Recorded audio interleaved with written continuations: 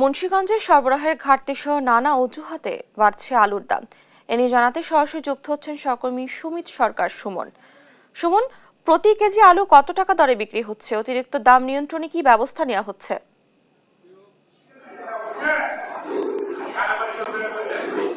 জি, ধন্যবাদ ডানা আপনাকে।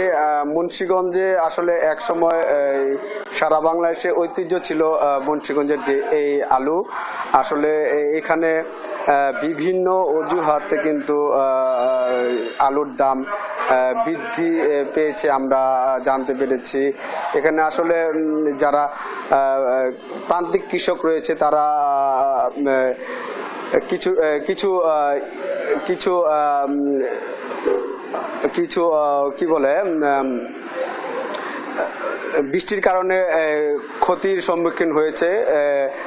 কিছুটা আলু সরবরাহ কম হয়েছে এখানে আসলে সেই অজুহাতে মুন্সিগঞ্জে এখানে যে কোল্ড স্টোর আছে 54টি কোল্ড স্টোর, 40টি কোল্ড স্টোরে আপনার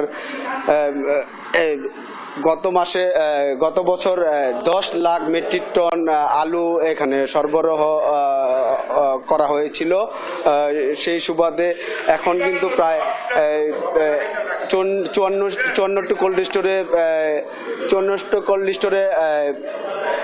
1 লাখ মেট্রিক টন আলু মজুত রয়েছে বলে আমাদের জানিয়েছেন। কিন্তু এখানকার যারা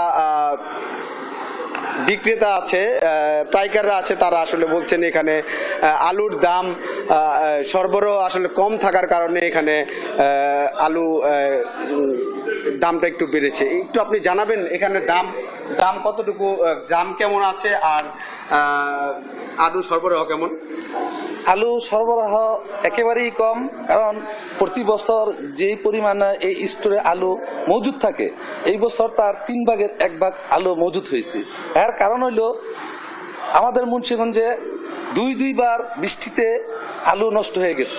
নষ্ট হওয়ার কারণে যেই জমিতে আলু উৎপাদন হইতো বিঘায় 100 থেকে 120 মন, সেই জমির মধ্যে আলু উৎপাদন হয়েছে 60 মন। সেখানে যার কারণে আলু উৎপাদন অনেকই কম হয়েছে। কম হওয়ার কারণে আলু মজুদ কম হয়েছে।